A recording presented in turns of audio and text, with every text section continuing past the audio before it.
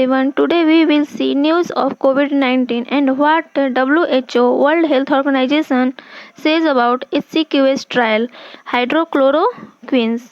WHO restarts HCQ trial after Lancet concern over paper that traced it. In a statement, the Lancet said that important scientific questions were raised about data in the paper authored by cardiologist Mandip Mehra Desai and Zurich cardiologist Frank Rustica. It said an independent audit has been commissioned. The WHO World Health Organization suspended the HCQs segment on its trial based. The World Health Organization WHO has decided to resume the hydrochloroquine HCQ part of its solidarity trial, a global effort to find a treatment for COVID-19 after the Lancet issued an expression of concern over a study it has been published that had questioned the effectiveness of HCQ.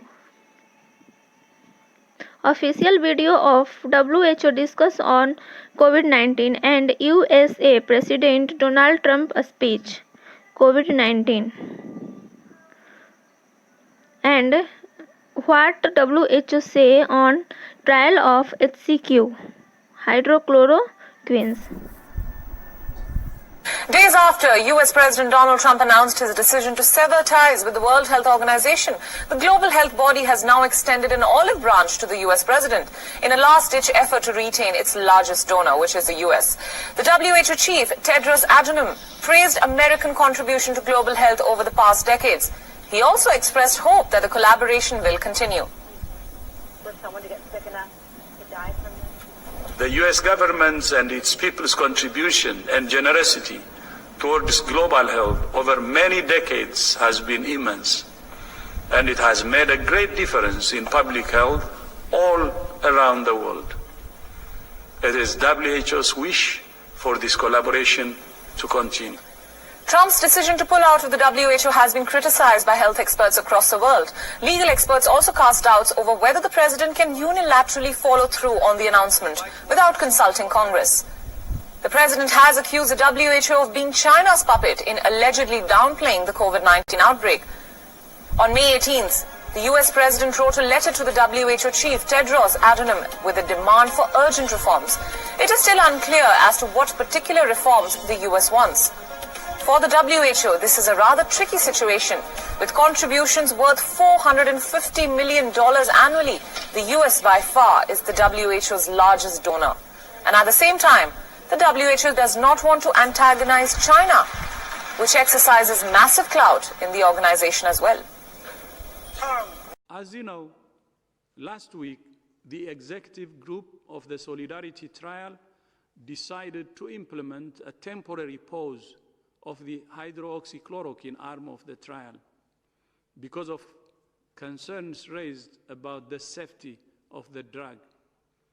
This decision was taken as a precaution while the safety data were reviewed. The Data Safety and Monitoring Committee of the Solidarity Trial has been reviewing the data.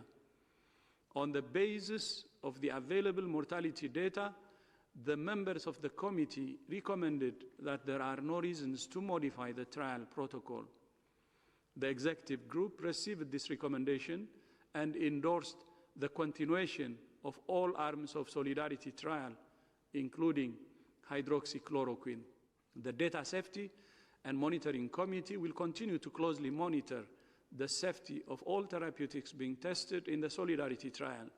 As of now, there's no evidence that any drug actually reduces the mortality in patients who have COVID-19, and in fact it's an urgent priority for all of us to do the needed studies, to do the randomized clinical trials in order to get that evidence as quickly as possible. So WHO is very much in favor of and encourages the continuation of randomized trials that are looking at different drugs to reduce mortality, but also to reduce the severity of the illness. And these are the big public health questions that we are trying to answer.